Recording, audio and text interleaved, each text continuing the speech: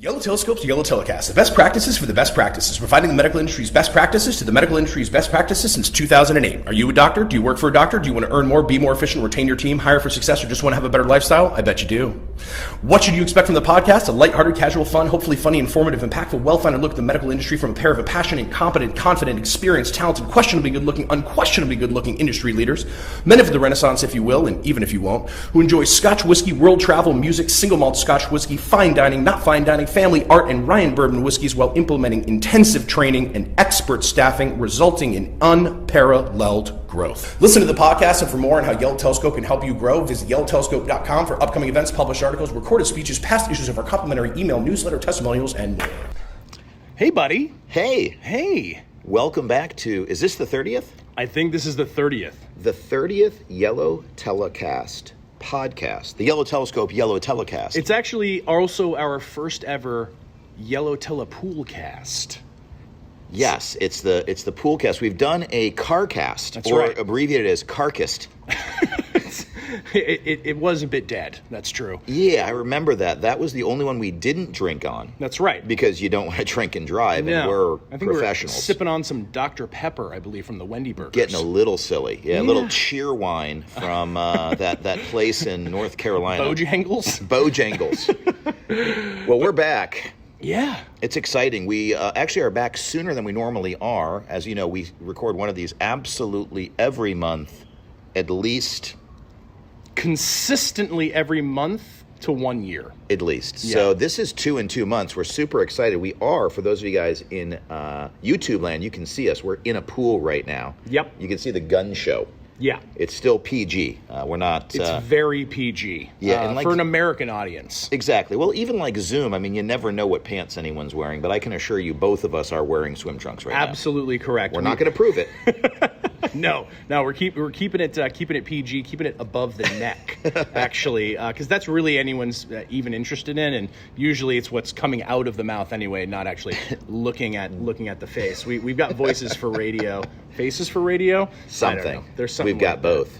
Where are we, John? Well, we are doing this. What are these fabulous locales and surrounds? I'm glad you asked, Ed, and the answer is that environs. we are actually getting it together for 2 podcasts in 2 months because we are in beautiful Cancun, Mexico.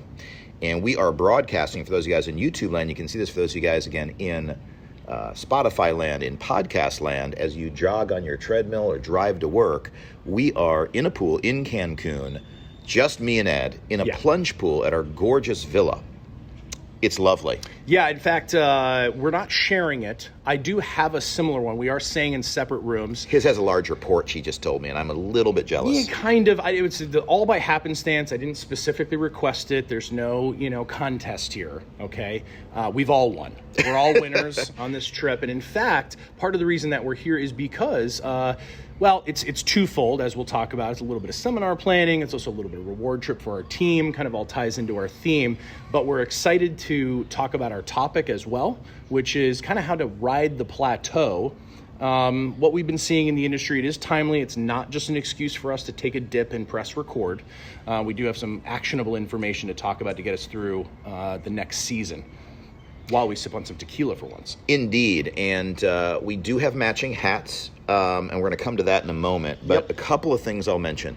Number one, topic is timely. As you mentioned, it's a unique moment, I think, in the last few years. It's been a lot of unique moments between COVID and then this big wave of success we had coming out of COVID to now, as you describe it, as the plateau. And we're going to be talking a little bit later in the podcast about navigating the likely volatile waters of the next year or so, and talk about some actionable steps you can take as a practice to keep growing through it. And the big analogy we're going to talk about later is that we think the pie may stay the same and the pie also may shrink, but that is going to be a capitalist opportunity to take a bigger piece of pie from a smaller overall pie and thus keep your share the same or grow and come out of it with flying colors on the other end. But before that, we got just a couple little things. We're going to talk a little bit about whiskatila, tequila whiskey, tequila mockingbird. Whiskey? Yeah, there's something there. We're going to talk about that, and we're going to talk a little about why we're in Cancun and broadcasting live and recorded.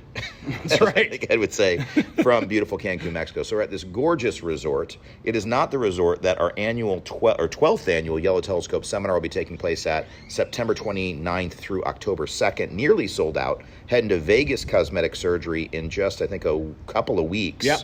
And we'll be hopefully selling out our last spots there. So come by the booth, come hear our lunch and learn on Friday. It's going to be amazing. And our 2 talks on Thursday at that event. But we are actually here for 2 reasons. Number one, today and tomorrow, we're recording a podcast.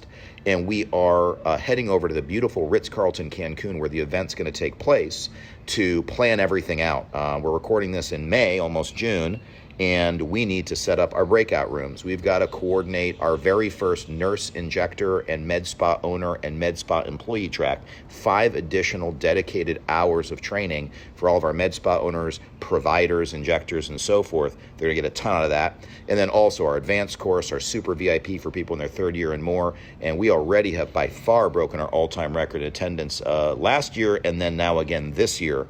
So we are here. Really, we're the only people who flew in to a beautiful resort in Cancun to immediately go to work for 2 days. I mean, to be fair, we drew straws, and we got the shortest ones. And you got to take one for the team. It's okay. I'm happy to do it. And I appreciate it. And it's the reason that you've risen to the level that you have within the organization, Ed. And really, it's the reason that I'm pretty senior as well, is that I don't balk at the opportunity, I look at it as, and the hard work of testing out the delicious amberjack terradito I had for lunch. Sure. Or going to the beautiful Harry's Steakhouse later to check that out, or the next place we're going to be going to tomorrow, or Indochine.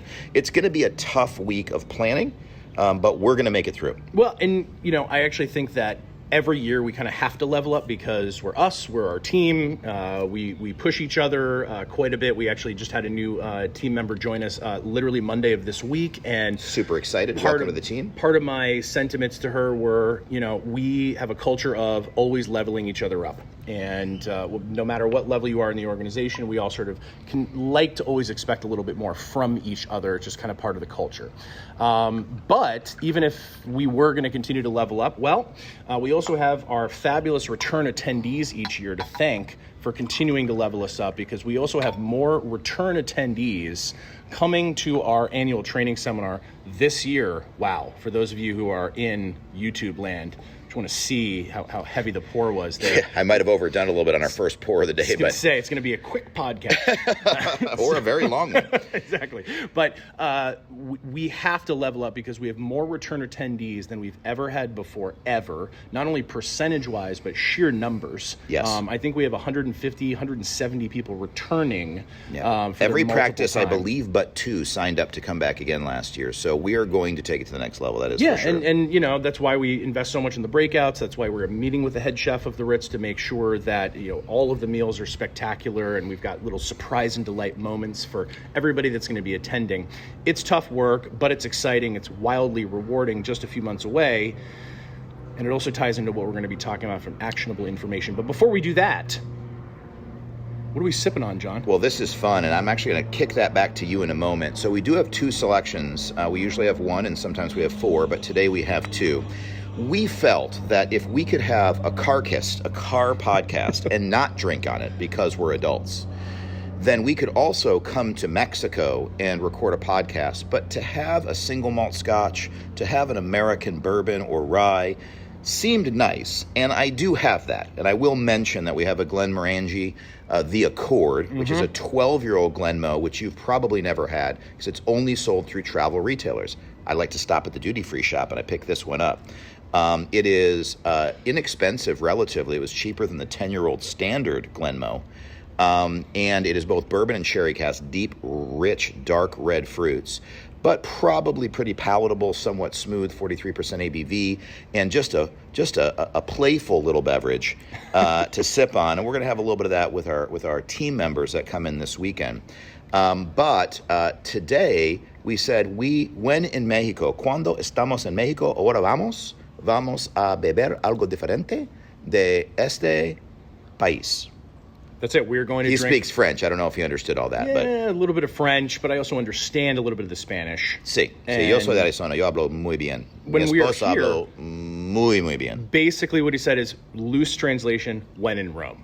That's right. And actually, when in Cancun, we have, and Ed picked this up, his selection, so I'll let him introduce it, a beautiful anejo. This is the 1800 Millenio. It's a super anejo, which I think just means extra aged. Super bueno. And it's kind of exciting, in fact, to be able to splash on tequila, especially when you are a Scotch drinker. And, splashing on a really nice Scotch means maybe forgoing dinners out for some time. Right. You're like, I really went hard on this. What's cool about tequila, for whatever reason, from less age, from less markups, whatever, is that you can get the very nicest bottle that is available at the duty-free shops or liquor store typically, and it's about 20% of the cost of what it would be for that sort of similar level of Scotch. So we took the opportunity to really splash out. Second of all, given the fact we're going to be sipping on a podcast that usually features whiskey, I looked for something that is going to be aged in a barrel, sort of finished. They didn't have anything whiskey, but this is actually finished in French cognac casks. Beautiful. So hopefully we get some of those similar raisiny notes from the cognac. And so this is the 1800 Millenio. Looks fantastic. I assume it's probably a competitor to your more popular 1942s or your Clase Azul. I don't like a lot of tequila, and I know some of you guys listening are getting into that, and that's been the hot thing the last few years. I'm going to stick whiskey from the time it was unpopular to its popularity a few years ago through this tequila phase and beyond. But one of the things I always say is tequila is wonderful when you get a dram like this, but the best ones always are great. You want to know why? Why is that? Because they're aged like whiskey. So that's why I say go back to it. But when in Rome, as they say. So this should be delicious. I can't say I know a whole lot about it, but if you're looking for an alternative to a beautiful bottle of other stuff, here's something to try. So the 1800 Millennial, shall we? There it is. Absolutely. Rich golden color. Salud. Delicious notes.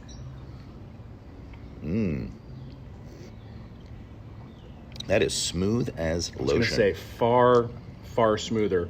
No alcohol burn. Whiskeys. Nice sweetness. You can tell it's tequila. I was going to say. It tastes a little bit like a tequila cocktail, like it's been mixed with something to me, because it's got so much kind of the, caramely, molassesy. I don't know if I have the palate to define the taste, but there's actually nice. Almost like, I hate to say it, almost like a coconutty kind of smoothness to it. So this is Malibu. Man, Malibu for those on an expense account, right? Those days were over, I think, my friend. Hopefully, what was that, like 10% alcohol by volume and 90% sugar? Oh yeah, 110% hangover. Yeah. I have a cool Malibu T-shirt, and that's about it. But this is a fun little sipper while you're in your kind of crazy plunge pool. We're extremely lucky to be here. It's a full pool as a plunge pool with a beautiful deck. This place is spectacular. Yeah. But we are at the Nizuc right now, one of my wife's favorite hotels. But we're going to have to upgrade tomorrow to the Ritz Carlton Cancun. Yeah. So the other reason that we're here, and then we'll dive into some knowledge, as we mentioned, we're here mostly to scope out. It was basically we're planning a wedding for 300 plus people in a lot of ways. So we have to do all that planning while we're here, and it's a bit of work, but certainly a bit of fun. But we also have an annual contest for our amazing, fabulous, super duper, super terrific, happy team. And each year we have different levels we can hit, and there's various prizes from, say, a small shopping spree or a dinner all the way through. Next year we've got a contest for a yellow teleboat and a new condo and all kinds of fun stuff. They're going to be hard to hit, some of the big ones, but we like to make it fun. And we do have an attainable but challenging level that gets us an annual trip.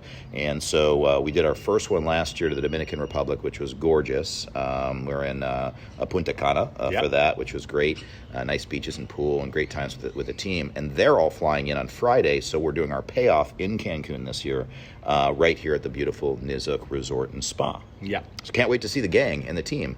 But again, we got to work first. Well, it's also a little bit of, we hope practice what we preach. We're obviously big fans of the proven concept of incentivizing your team correctly. And we talk a lot about how people have different hot buttons. It's not always about money. I mean, we do have one level of our contest that is a cash bonus. It is a shopping spree, et cetera, which I think is motivating for some people. The next level is the trip, which we like to be challenging but somewhat attainable, because it's also just an investment in our our people and the team and getting that culture outside of the office the same way, you should probably be doing a dinner party or a holiday party or things like that as well regularly with your team. This is our annual event. It's a bit of a splash, but I think that, hopefully for those that attend, really appreciate the time out of the office with us. In fact, we also don't force them to spend all the time with us. I mean, we think we're cool, I guess. Definitely. But you don't want to come and hang out in a small pool with me and Ed? There will be no shirts. Come on in, Dan. Come on, John. We actually encourage people to, come and enjoy their free time. If they're bringing a loved one or a friend or something like that, get out, enjoy the area, the resort on your own. But we do, host dinners and cocktail hours and things like that. So it's a bit of a retreat for everybody. It's a reward and also a little bit of team bonding, which we think is super important. And that is why we're wearing matching hats. That's right. The YT Año Segundo, second year. That's it. Big shout out YellowTele to our Director of Operations, Vice President of Operations, May McNamara, and Jill Peeling, respectively, for Got the swag game on point. The big help with the hat design. We've got T-shirts, we've got swag bags with very exclusive swag. For those that will be attending or have attended a YT seminar, everyone gets some really good swag, but we spent a lot of money, actually, and it's great, and you're worth it. We put together some special team swag for everybody to attend. It's kind of fun. So yeah, so it's super cool. We're excited to be here for both the planning of the meeting, payoff to the trip, and it's expensive, and it's the best money I spend other than writing bonus checks each month, and to me, maybe the lead into our topic is how I feel about it. And it's something that I remember when I was a salesperson, when I was working for an employer for probably the majority of my young life and into my 20s and even kind of into my almost early 30s. I always had at least one boss. I might have been the boss of others, but others were the boss of me. And I found that many prior bosses generally resented spending money. They didn't have a problem setting the contest. They didn't have a problem giving the commission or setting the commission. But when it was time to pay out, it was almost a feeling of, ooh, I've got to take money out of my account to give to you now. Yeah. And of course, from the perspective of the employee, I was like, well, you wouldn't have had the money if I didn't sell the thing. So you're just giving me a small portion back. It's like a rebate. But because, as we talked about in other podcasts and voice memos, there's this invisible stack of cash concept where when you don't have the money, you don't really miss it if you don't get it. Once you have the money in your bank, when you write the check back, it feels icky. Even giving a refund on a surgery. You might say, look, we booked 100 surgeries. I had to give 8 refunds. But those 8 refunds were $16,000, and you're writing checks for $16,000. It hurts, and I get that as an owner. I understand the feeling, but you have to teach yourself and remind yourself that, in fact, you got 82 or 92 people to give you $10,000. And so, yes, a cost of doing business is that, just like credit card fees. And similar to me, when I write a check for $20,000, $30,000, $40,000, I always remind myself, that we earned the revenue to begin with only because these people support me. And I'm no saint, and I'm not perfect, but I've learned that lesson long ago because I think I lived it a lot. So we're super excited to invest and celebrate the people that we have. We set this contest at a level where we expect people to win it. It's challenging, but we're not trying to avoid giving this trip. We want to give the trip because we said there's value we return back. Better retention, happier employees, better work when we return, great ideas when you're working on the business from away from the business, building relationships, and just we spend a lot of time working. These are the people we hang out with. These are our work family, and so it's pretty cool to be here. Yeah. So shall we talk a little bit about the pie? Let's talk about the pie. Or something. Yeah. No, of course, John and I are consistently comparing notes about what's happening, based on our own perspectives within our industry and, through our own lens, through our consistent work with clients and, our comparing notes with the rest of our team and our team of YT consultants and those that are working at SE Oversight and Ice Cream Social Media and what we're seeing and what we're seeing from consumer sentiment to there's the feelings of management and also kind of working through a lot of the fears that people at every level of the organization have. I mean, just a few months ago, I had coordinators saying, do I need to be worried about objections? Can you help me handle the objections I'm expecting to come up from prospects and patients? about inflation, about They haven't gas even gotten prices. them yet. They But haven't they're even worried. gotten them yet. But News cycle, it's just like a reflection of maybe some of their own personal fears as consumers, and thinking about, if I was in their shoes, what would I be thinking? What would I be feeling? And of course, we tend to be the glass of tequila's half full kind of people. I think we tend to be somewhat optimistic, but certainly not Pollyanna about things, and we try to be realistic. But when we're distilling down what we're seeing, I think that we are starting to see some sort of manifestation of these fears kind of across the board. I think, in some ways well-informed, but in some ways not. And we decided to think about what the prognostication is of the rest of the year, what we're kind of seeing. And again, in some ways, maybe kind of circling back to the fundamentals of what continues to work through these times. What has gotten us? What were the reactions in March of 2020? The most recent episode that we did not too long ago was about sort of how people are spending like it's the Roaring 20s, and maybe people should kind of rein things in a little bit. Now we're actually seeing some people even complain about why they have to rein things in when maybe they don't even really.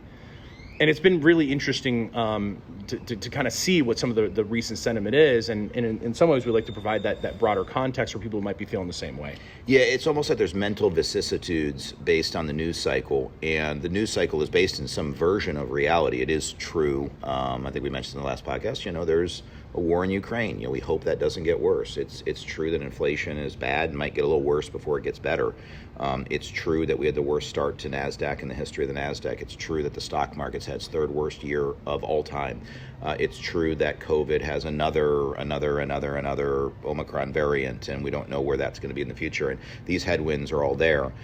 Also, another day in different news cycles, you'll find that interest rates have risen and people are starting to spend less, and gas is getting expensive and people are being more careful. And that actually should rein in that inflation, but also could cause eventually some more unemployment.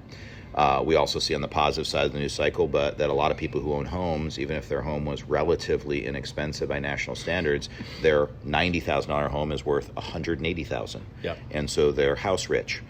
People at $1 million home have a $2 million home.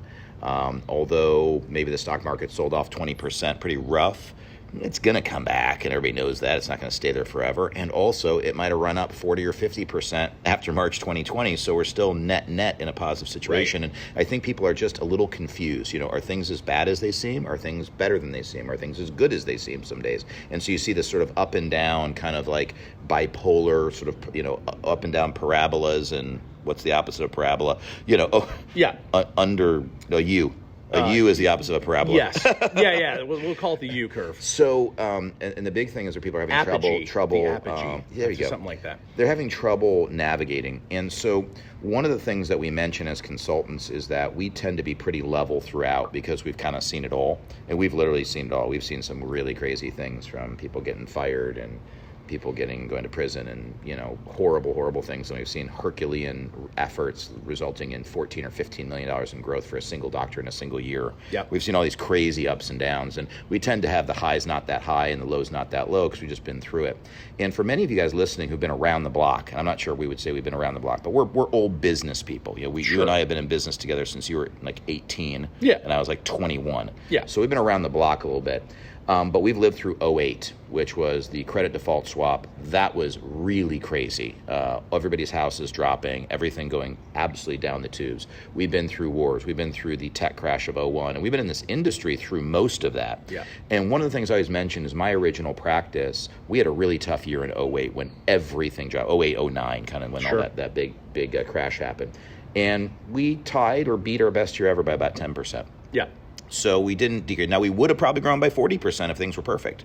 But then again, if seashells were dollars, we'd just be on the beach rich in about an hour and a half. So, it is what it is. And so what we wanted to talk a little bit about today is not the question of, is the economy going to be good or bad? My personal prediction, my prognostication is that we are starting to feel things are bad, and I actually think they're about as bad as they'll ever be, and you don't really notice that you're back on the upswing until you look back and realize that you're up halfway the mountain, or halfway up the mountain. So I think we're actually through most of the stock market crash that's going to occur. I think inflation's going to tamp down. I think things are going to kind of normalize at some level, and things are going to even out. It's going to be a very decent to average to good year. It's not going to be horrible. It's not going to be great. I think next year will also be okay. Might have a little recession, but what does that even mean? Just define it as whatever we're living in right now. Inflation will tamp down. The economy will go up and down a little bit. Everything will be fine.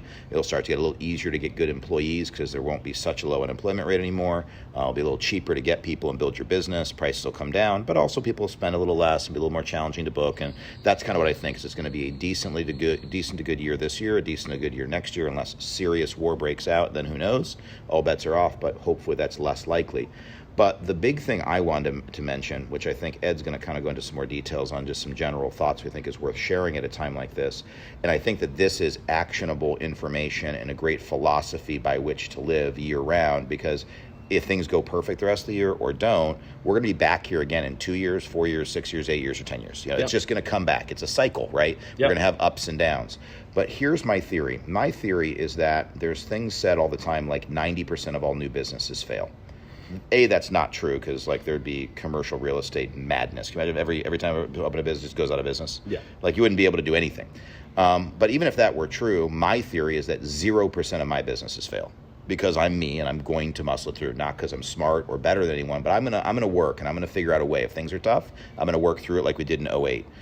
So 0% of my new businesses fail, and similarly, you should feel the same. And second, the pie, the total amount of money available, is going to ebb and flow. I think it tends to, the arc of the pie is that it tends to grow with time. The pizza gets bigger. But in that process of getting bigger, just like if you look at a stock market that has these jagged ups and downs, but you look back over 10 years and it generally goes up over time, your pie is going to ebb and flow. It's going to get bigger and smaller. But what doesn't change is that you can capture a larger piece of that pie during lean times, and then you can really take market share when things get good. So although I hate to see a down year ever, God willing, we live another 30, 40, 50 years, we're going to see a bunch of them. And during those times is your opportunity to hone your business, make things better, and just capitalize through capitalism, take market share, and take back what's rightfully yours, which is your significant chunk of the pie. I welcome our company versus another loan consultant when times are bad, because I know I kick their damn ass when it's good. So I've got more staying power. I'm going to do better. I'm going to have a buttoned up team. We're going to make it through. We're positioned. We've saved money. We're ready to go. I don't want it to happen. But when it does, I'm going to be ready. And so the question is, how do we actually do that at a practice level when they do get ready to face headwinds? And we are heading into the kind of time that we're about to maybe go into, besides just not worrying about it, putting our blinders on and kicking ass, which I think is part of it. Well, and I think, to add some additional... I said ass 4 times. That's okay. Sorry, guys. I wasn't counting. For those of you playing the drinking game at home, you're welcome. The FCC won't let me be. It's YouTube. I think it's allowed. So to provide even more specific context, based on kind of what we're hearing right now, we are seeing that, and the fact that on our last podcast, I'd mentioned that you actually didn't even have to be a very good surgeon, a very good doctor, a very good provider, surgical or non-surgical, let alone PCC salesperson at any level within your practice, to have your best year ever last year, or really your best first quarter of this year. But what we are seeing to some extent is a bit of plateauing.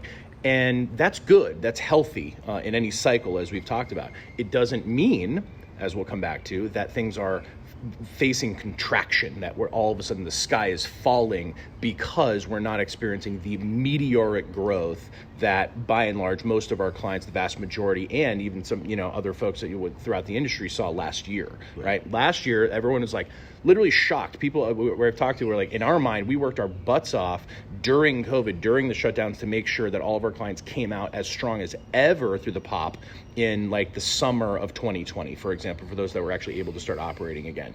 There were people that we started talking to at the first meetings of 2021 and things like that, where people were like, it's weird, craziest thing. We actually had the best year ever last year. I don't even get it. Like, they just didn't even understand. They're just like, I don't know, I'm just going to ride the wave. It's weird, right? We're talking about, by the time you notice and you start to believe things are bad, they're already better. Yep. Like, I'm noticing things are kind of bad right now, and I bet we're probably over the rock bottom or close to it. Right. But people didn't even quite realize it was even happening until well after it kind of had already happened. But then they kind of got used to it, as we talked about in our last episode, which is, look, then all of a sudden they're like, wow, this is great. Now I'm flush with cash, and now everyone's buying, and I'm booked out 6 months, which is way too far, even though you should be raising your prices. And all those things are like, I'm going to buy a bunch of machines. I'm going to, hire a few more people, things like that.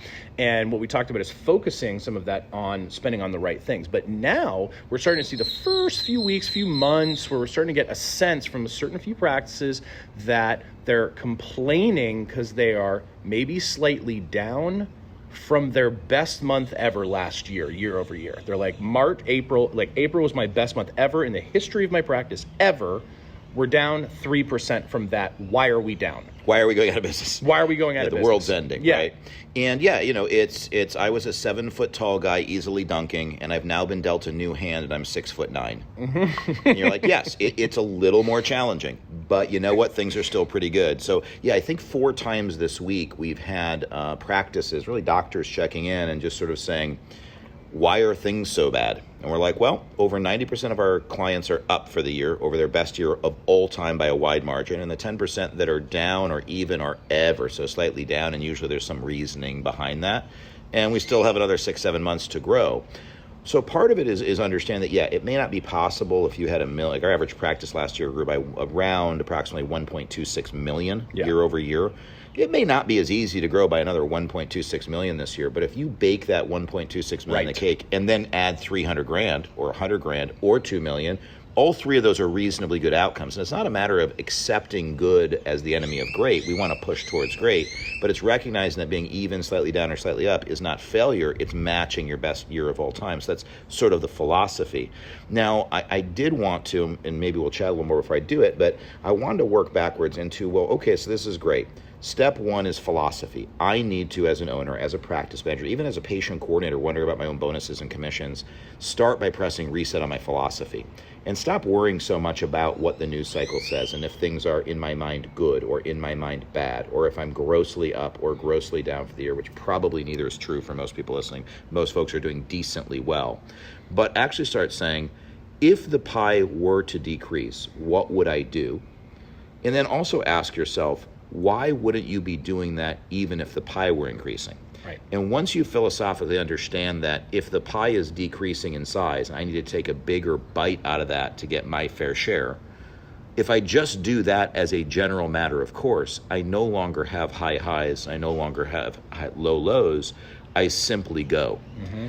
And we simply keep building. And we do things the right way. So I want to touch on kind of how we move back to the initial domino versus the one that's tipped 22 down the row, of how we actually can look at the practice, back up, again, as a manager, as a coordinator, or as an owner, and say, what are the steps I need to look at to make sure I am running an efficient ship, that I am not having a leaky gas tank, and that can get me focused, organized, and having a strategy and plan. Because if I have a focused, organized strategy and plan, then the anxiety and the irrational thought and the poor decision making that exudes and complements that go away. Right. Well, in a way, it all comes back down to the fundamentals. And it's interesting where we actually have to re-explain this to clients we've worked with for half a decade or a decade. And they're like, why are things down? We're like, okay, let's actually look at the context. Let's look at the actual First they're data. Up. Right? First they're up. Yep. Let's look at things. Feel like it's just that you're categorically incorrect and they're up, but it's okay. But you feel that way. Let's talk about it. I recognize your feelings as legitimate. Here's why they're wrong. But we need to then back up and talk about the fundamentals, right? And in short, the bullet points have always been, make sure you have the right people, both quality and quantity. Make sure you have the right people and you have the right amount, as we've preached for a long time. And you can go back to several previous episodes the last couple of years about how people are chronically understaffed. And even though you feel like your payroll's way too much, and you're too expensive, and you're afraid to stroke that commission check or whatever, the reality is you're still actually categorically generally understaffed and underpaying your people typically. Now, maybe not by a wide gross margin, things like that, but too often we were talking about in the discussion leading up to this that, so many of the headlines that I just read this week is that, all these tech companies are laying people off in droves, dozens, hundreds of people getting, what a huge loss off. of a brain trust. Right. It's crazy, but because they were hiring like they were doing, 150 to 200% of the revenue that they currently are, they're in growth mode. And the reality is, and they answer to their shareholders. They just cut when they want to get the share price to go up, and then they hire when they run out of people, and they go in this endless cycle. And it's great if you're mostly focused on the CEO's price of the shares, but we are not publicly traded. No, because by and large, the people that we're speaking to, and people that are listening, and the people that we talk to on a daily basis are small to medium-sized businesses. These are people that are running profitable businesses. Generally, everyone we talk to is profitable. Now, it's crazy because all of a sudden you feel like, well, gosh, my margins are really tight because we're spending like 70, 80% overhead. I'm like, actually, you're middle of the road. That's pretty darn good. You're very profitable for a small business. And then for those of you that are running like 50, 60%, oh my goodness, you are flush with cash, flush. Yeah, and that's a common question we get, which is what is an appropriate margin for a practice? And of course, the answer is it depends on if you're recently in growth mode and you're buying machines and lasers, and that's going to obviously eat into it. And if you're new and young or if you're established. But, the best we ever see in our industry are making about 50-50. Right. On a $2 million practice, they're making $1 million in profit as a doctor, which is pretty great. And then probably the average, there's some that are making 10%, which I think is too low. And if that's the case, if your margins are like under 20% on your practice, and you're not in like a heavy growth mode, right, give us a buzz and let's look at your P&L. I mean, there's a rare case where I've seen someone have too many people, but usually it's not the volume, it's that they've got bad eggs and, they just kind of are just spending to spend. But 90% are in that 25 to 45% profit margin range, which is significant. And healthy. And appropriate, and that's going to give you what you need to succeed. Right. And so then you think, okay, well, if I actually am healthy and things are good and I'm not operating like a tech startup or somebody that has to answer to shareholders, for example, you're just actually a normal... Yeah, there's getting rounds of equity so that in 5 years they can finally hit the profit zone. Exactly. Which is why they have to cut during slow times because they don't have any actual profit coming in. Right. So if you're not that actual type of company, which none of you really should be, then you should be thinking about what can I do with the funds that I have available? Am I spending it actually on the right things? Am I underspending in some areas or overspending in others? And as Jon says, like if you have any questions about that, reach out. We'll take a glance at the P&L and actually give you an honest opinion about it. But then, assuming you actually have some cash to spend, which you do, then what should you be spending it on? Right. And number one is going to be people. Number two is going to be the process that they're actually following. Make sure they actually have the best training, the best following, whether it's us or anybody else. Make sure that you're investing in them and you're not under-investing in them. And then third is leads, marketing, right. People, process, and then the marketing. And make sure you have that foundation. And then once you do have it, then double down no matter what is happening in the rest of the market, because that is your time to be able to double down and increase. When things are good, it's free money. When things are bad, you're taking market share. And so to put a finer point on it, actionable step number one, what I think about if I'm a practice right now is number one, obviously, do I have good outcomes? Am I treating people well? Whatever, all the basic medical stuff, that's not our area. Once I've got that, number one, what I'm looking at is who is my patient coordinator and practice manager, which could be the same person. It could be two different people. In some offices, maybe you don't even need a practice manager, like if you're just, you and a patient coordinator, receptionist, a couple other people, but those two key roles really impact your bottom line more than anything else other than those outcomes of yours and your ability to network and build your brand. So do I have an absolutely world-class patient care coordinator booking between 65 and 98%? And for those of you guys who listen to a lot of our podcasts and know us, that's kind of, I know it's a mantra, you've heard that before, but ask yourself if you really have that person. And because that's the first time do I have the right people on the bus? And it's really those two core roles. Now, yes, you're going to need a good nurse, you're going to need other things, but you have to have those, otherwise you're losing millions. And then number two, before you think we go on to marketing, the next thing I think about, as Ed mentioned, is are those people tied in to be retained? You could have people, but almost everybody I talk to, when their doctor isn't around, is honestly not very happy. Some of them are content. A few are somewhat happy with the environment. Very few are raving fans. Great book, by the way, read it. Where they're like, wow, I love my job. I love my boss. I love where I work. And a little bit of that's money, paying them market average or a little better, I think, in this environment, probably even a little bit more than better. But also the environment that you're creating. Are you having at least a quarterly event outside of the office where you're paying and doing something nice? Having people over to your home for a barbecue as a group, going out for dinner, taking the team bowling, having a small company trip, doing some of these things. It doesn't have to be as grandiose as what we do if you're a smaller business or a newer practice, but having something that makes them say, I am a raving fan of my boss and my job. Do you have really good paid time off coverage, vacation? Do you take care of people when they're going through a time of need? And it's not about being a bleeding heart, not having a limit. There's bad eggs who take advantage and need to go. But do I have an overall environment, commission structure, base pay structure, benefit, and time off structure that makes the people I have know I care, both in terms of how I treat them and act, but also in terms of my policies and how they're supported. And this doesn't change when the economy gets really bad and you can scoop up people for cheaper. You still pay them market average or a little bit better when times are bad, because they will remember that when times are good and they do get that offer for 10 or 20 grand more.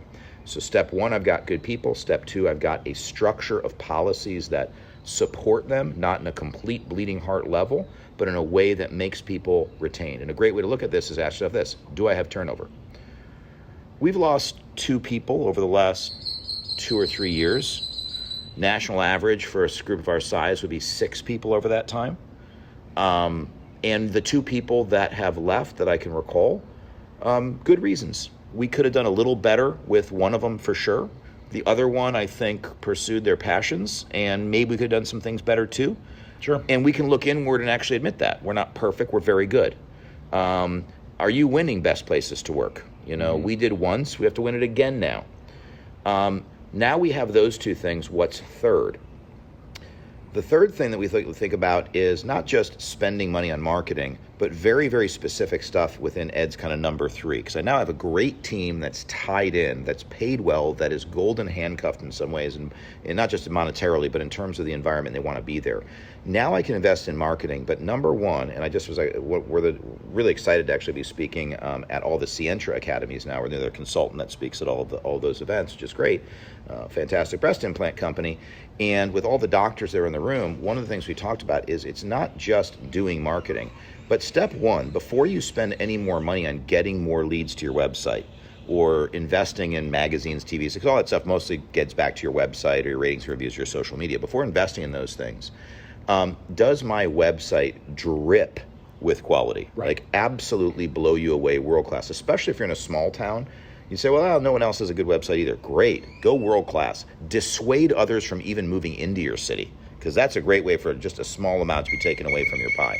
Yep. But is your website dripping? Then do you have a world-class, unbelievable, ridiculous web team that is organically growing, not just your lead counts. I keep talking to doctors this week, well, my leads are up, but sales aren't up that much. Well, the economy's harder and your people aren't selling very well and they don't know how to convert as well, and it's not as easy as it was to sell last year. Plus, they're all email leads. You're not getting any calls, and they haven't set up your website right to actually get the right kind of traffic, nor the right kind of leads calling in the right fashion. You've got a bunch of late-night email leads with no phone number that are not really ready and aren't prepared right because your website looks like garbage and only attracts people that don't really fit your demographic who's going to come in and purchase the same day. So it's not just spending money on marketing and drive more leads. You do pay-per-click and get more leads, but they may not be buyers. You've got to have a website that really converts. Your landing pages for pay-per-click marketing have to really convert. And now we're really off to the races. And I'm going to stop momentarily, but summarily, you've now got a great team of good people. You care about them. You've picked people you like and that you want to support. You've got structures and policies in place that make it hard for them to even want to go anywhere else. And then you back that up with your actions, your attitude, your positivity and support, because you realize the money you're spending now is money you earned the last year or two and you owe. You're not hiring now because you're busier. You're hiring now because you failed to hire when you needed to. You're too late, but you're just getting caught up. And I went through that too. We all went through that. We hired like 3-4 people, needed like a fifth. Yep. We're just like, oh my gosh, and it's hard. It's no one's fault. No one did anything purposely. But don't think you're hiring now so you can grow. You're hiring now just to pay the piper like we talked about last podcast, for what you should have hired at that time but couldn't because you were growing so quick. And then you're going to probably have to hire a little bit more to get one more person you really think you need. See prior posts and emails. There it is. Thank you. Wow. Cheers. I think that deserves a clink, actually. I think you moved into the Glenmo. How is that, by the way? I did. It's actually, as the label says, fruity and rich. And which is interesting, actually, to back up beyond the Millennial, simply because that is particularly smooth, fruity, and actually maybe more rich. It's interesting. Yeah, that was really, it's robust. Fascinating. Really, Fascinating. one of the best, if not, it's borderline, it's definitely top 2 for me, best tequilas I've ever had. Also, speaking of great books, it's interesting you were talking about raving fans. Raving fans. The Accord. I thought it was interesting that you mentioned the Glenn Morangi, The Accord, because isn't there a book that's sort of like that? Or there's one that we'd read a while back that was a little bit about team building, things like that. It wasn't it was called The Accord or something similar? Something similar like that. It very well may be. I'm not sure. I know they make a great Honda. That's absolutely true. But it is worth noting, this is different than a typical 12-year-old Glenmo in that it is a particular version of it, which was shockingly, again, very reasonably priced. For what it was, I think it's pretty tasty. It's an easy sipper, but I don't know about the book. I can't say I can place it. Yeah, well, I'm probably thinking of something else. Took a shot and missed. There it is. Literally a shot. Do you remember? I took the shot and then missed. That's what happened. Yeah. Go Heat, by the way. We're in the semis. Wow. Speaking of making Speaking shots. of taking market share. But if I could expand on the market share, because I think it's interesting that you're talking about a topic that we've talked about for a long time called, like, basically the marketing ladder, right? Where should you be investing your money? It is Mexico. We are tacoing about a lot of things. Oh, right. There it is. The zingers are going to start coming. It's when the hot sauce starts getting poured. So to actually go back to our seminar, because we try to keep everything particularly timely, not only are we also introducing the first ever full, really med spa non-surgical track at the YellowTelescope seminar, but also we are, which we often have to, more often than even some of the fundamental topics we talked about, from sales psychology, staffing, even in an ever-changing labor market. But when it comes to marketing, we are also basically entirely revamping the entire marketing program through our SEO oversight and our stream social media groups. Right. Because things have free changed service so too, much. the SEO oversight. What's interesting is that now we are really focusing on, leveling up the quality. When you use, verbiage like dripping with quality, right? Is it just so impressive compared to any of the other potential competition? Not even the ones you have currently in your town, but the ones that could even be thinking about entering your market.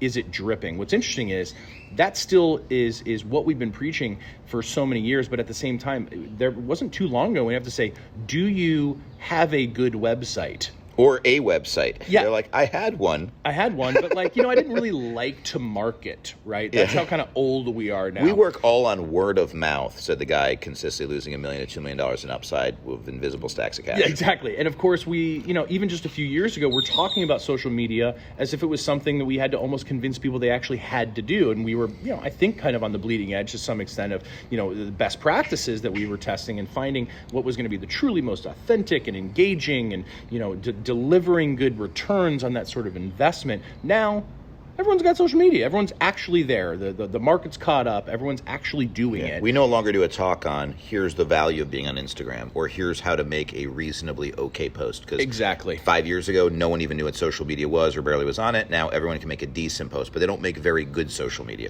Right. They don't liaise with professional companies. They don't have high quality content. And like you said, with the websites, 10 years ago, some people didn't have one. People who had them, some of them were just awful, and they look like you would get a disease just looking at the website. Yep. Now, most people have one, like you said, it's acceptable. Yep. And what's it's not interesting great, too is that but it's okay. The cycle's also shortening from a marketing perspective as well, right? I think if even just a few years ago we were saying make sure you sock away a few grand every year, because you're going to have to redo your website every 3 to 5 years. Right. Now, the cost of an actually amazing, drop-dead, dripping website has escalated to the point where it's really 15 to 30,000, even though we were kind of quoting like 12 to 15 just a few years ago. Yeah. If you really want the video, you really want the quality content, depending on the level of content you're This actually hotel's gone investing. up. That bottle of whiskey's gone up. Their prices have gone up. If you're listening to us, all of our clients have had between 2 and like 30 price increases. And on top of that, the cycle's probably shortened right now. If I'm seeing a website that's 5 years old, it just feels ancient. Because of the design, like things that were bleeding edge a few years ago, where like you pop up and the first thing you see is the moving video above the fold. I'm like, already feels you're on dated. Sega and your kids are on Twitch. Yeah, It's just you're like, wait, what is that? Exactly. And so now it's not are you doing it, but how well are you doing it compared to anyone else? And also, if you feel you're good for a while, that means it's probably time to make a move to improve. Yeah. And, an analogy that I would give is I was talking with, again, a bunch of doctors at the Sandstrom Academy, and all really bright. What's interesting is out of that group, I would say, there's 3 or 4 that were there that are really pretty new, 0 to 3 years out of their residency or fellowship, kind of go on their own and just like in awe of these other doctors that are busy. Then you had a group in the middle that was doing well, your $1 million to $3 million practice. Then you had, the elite few that were doing $5 million, $7 million, $10 million, or maybe a little more. What's interesting is those who were the most behind on all the right decisions were the ones that were generally the most successful, not necessarily older in age, but generally more established practices. And all the questions, the biggest challenges that we had were all from the doctors that basically all started like this. I don't want to be any busier, but I feel like, and what they usually feel like is, I feel like one of the doctors says, I'm doing surgery on Saturdays. Are any of you guys? And no one raises their hand. And we're all like, what the hell's wrong with you? Of course we're not doing surgery on Saturdays. I got guys doing triple what you're doing, even though you're super successful. And they're not working Saturdays. Some of them aren't working Fridays. But in his head, he's like, this is the only way I know to grow. Turned out, guy hadn't had a price increase in a long time. Now, he's already the highest price in his market. And in his head, he's logically thinking, well, I'm already the highest priced. Guy was doing like a $10,000 breast dog, which understandably in his market's a lot. I'm like, but the audience, I said, how many leads you get in a month? It's like 2,000. Mm-hmm. Like, how many doctors are you? Like, me? I'm like, dude. You can be charged $12,500. Yep. And I get it. 2 more, 3 and more. So this is what we talk about by working backwards from the first domino. This gentleman, brilliant guy, nice guy, successful practice, making plenty of money, doesn't need anything, doesn't have the lifestyle he wants now. He wants to see his children. He wants to see his wife. He wants to make a lot of money too. But his solution is he's on the last domino, which is I've got all this business, so I got to work Saturday. When really the reason he's working Saturday is that his prices are too cheap, even though they're the most expensive in his market. So he needs to raise them. Once he raises them, he won't have to do surgery Saturday. His second problem is he's booking, let's say, 30% of his consults the same day, which is double the national average.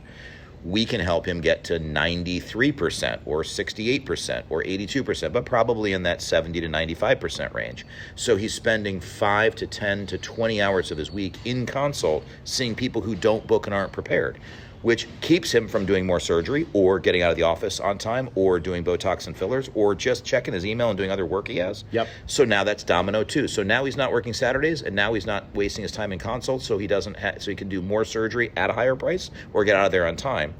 And then third, he said, well, I don't have the staff. I've got 3 front desk people because all the calls, and I've got 2 patient coordinators. They're both kind of half and half, so it's really like 1 full-time, but like 1.5. I'm like, well, you got 2,000 leads. You need like 5 patient coordinators. He's like, but can I afford that? Yep. I said, well, how much business are you losing a week? He's like, well, I see 30 I'm just making this as pretty close, but he's like, I'm doing 30 consults a week and I'm booking 12 or 13 cases.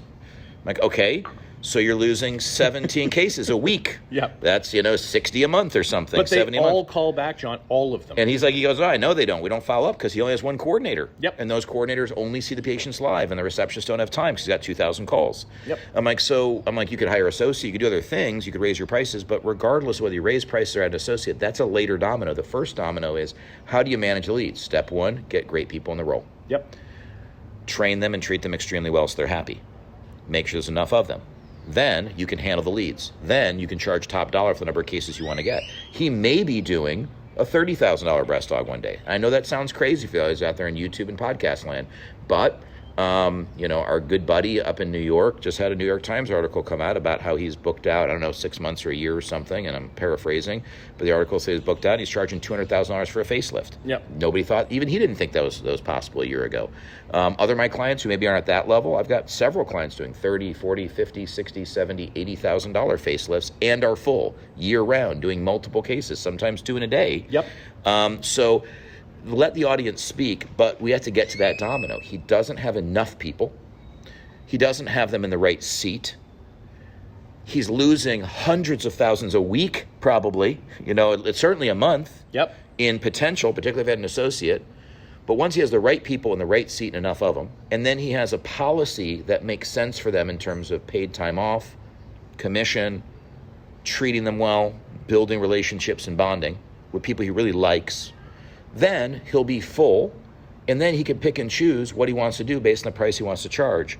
Sales go up, lifestyle improves, and it doesn't matter what the economy is. Imagine if the economy goes terrible and he drops to 1,000 leads, Ed. Oh my gosh. It's not the economy, it's your economy. That's it. And it's not the pie, it's your piece of it. So this is why we're talking about actionable steps to work backwards, even though this is kind of a philosophical talk. It is indeed. And if I could bow You tie may. this basket, because I think to bring it full circle, it's really about the basics of supply and demand, because we've talked about, the artist can only produce so many of their paintings, but demand actually far outstrips the ability to supply. So therefore you raise your prices. And right? I still don't know why Picasso is so great, but because I'm not an art guy, but hey, his supply is you'd be finite dumb to at charge this it for point. 10 grand. I Just know, it's not for that sure. nice. And that's one of the reasons why famous artists, work goes up after they die, because there's not many more coming out, right? And it doesn't matter what you think of the art, because it just looks like a bunch of cubes and boxes to me, but the audience has spoken, and the audience is willing to pay $100 million for a painting. And that's why we know, not just from seeing it and testing it in hundreds of practices,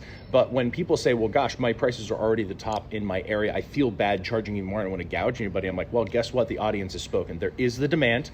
Your supply now is limited, and because you don't want to work Saturdays, and guess what? That means you're actually able to charge that much more. And that's why being booked out 6 months is a problem. It's a good problem, but it's a problem. Speaking of supply and demand, we could go wax on about that exact topic as it goes to the labor market, as it goes to what services that we can provide, the revenue that we're able to share, as well as what you're actually supposed to pay people, what you're supposed to be spending on marketing. But when it comes to supply and demand, what I do know is that right about this time in the podcast is that the demand for what we're supplying tends to wane, even though That's right. we have a robust supply of things to actually continue to We to do. give. And I would just part with this idea. Some of you listening don't have big practices and do have openings and aren't that busy. And it's the same thing for you. The only issue is, or the only difference is, it's not a question of the economy and the stock market and all these things we started off with. It's just your economy. And your economy is not great right now because maybe you're young. Maybe you're new. Maybe you're struggling to still build. Maybe you're still networking. You're kissing hands and shaking babies and out there taking call and doing everything you do to build your business. I get it. Your process is the same as we just described. If you have one employee, who's that employee? Are they the right person? Are they exceptional? Have they been trained right? Are you paying them well? Are they golden handcuffed to the job because they love you and they love their structure? Then, are we investing appropriately in a dripping website? If you can't afford a dripping with awesomeness website, you can't be a business. Then can you invest modestly, appropriately in some marketing that really works with a good team and build it? There's no difference. It's just that you happen to be in a recession. It's not a recession. It's called being young. It's called being new. Right. It's called, dealing with struggles in your market. So whether you're that or whether the big practice I was just talking about, there's opportunity to actually take actionable steps here. And if you're a coordinator, it doesn't change that either. Maybe you had a gajillion leads, and now you're feeling a little bit like it's harder, because it is. Because maybe you have less leads. Maybe those leads are a little bit more budget conscious. Maybe they're a little worried. I don't think they all are that right now, because we have too many practices just killing it right now, breaking their best months ever. But if you believe that's true, well, do better. Train yourself, invest, listen to the speeches on our website, sign up for our newsletter. It's free, even if you're not ready to buy it from us, even if you're not the decision maker, even if your boss doesn't support you and doesn't want to send you to the seminar yet. Okay. But you can still make your business tight. You can clog your own personal leaks and make yourself that leveled up coordinator or junior doctor that you want to be, so you can become that person with that wonderful problem of, golly, I don't know what to do with my 6,000 leads. Wouldn't that be nice? It would. As long as It you would. invest. Well, Looking this has ahead. been fun. Looking ahead, we've got a lot going on. Immediately ahead, I'm kind of excited to just sort of plunge directly backward into the plunge pool. Actually, take the plunge. I think I'm going to dive right into our next will. Vegas cosmetics area. Actually, I'm going to plunge backwards into the pool. Into the pool, yes, but you're right. In just a few weeks, we are actually going to be back on faculty yet again for, I think, the 12th or 13th year at the Vegas Cosmetic Surgery, VCS. Super excited to be back. It's going to be great. It was fun to go back when they started doing live again, and I think things, keep just getting better and better as these are. I know you're going to be, I believe, are you going to be at MAC this year? The first Yes, ever yeah. Yeah, the multi-specialty aesthetic conference. That's going to be in San Diego. Yeah, It'll be absolutely, fantastic. in August. Also, August 5th through 7th, around the same time, we'll be doing the next Sientra Academy. If you're a Sientra doctor or you want to get on that list, I think they've got a waiting list. It's complimentary. There's no charge to go to. I think you just fly in. It was great. It's the Dallas Hotel Zaza. I had a great time. Met some great people, built some good relationships for life there. We'll be speaking at that one and the next one in November as well.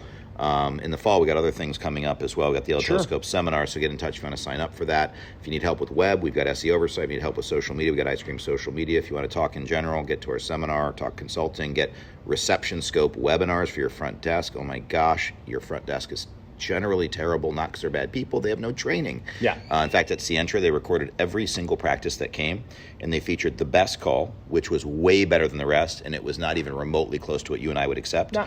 Then the next 3 were horrendous, and every single other person had a bad call. So 100% of you guys need reception, so it's like $399. Just like call us and hire us to do it.